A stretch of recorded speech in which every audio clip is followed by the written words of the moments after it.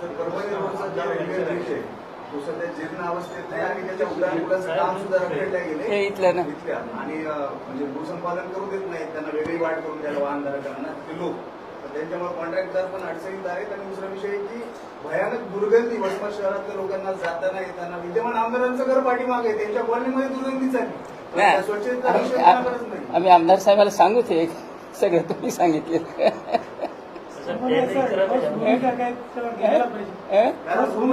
लोक एका हाताने मोटरसायकल चालवत जातात, अपघात झाले तर जबाबदारी कोणाची? बरोबर.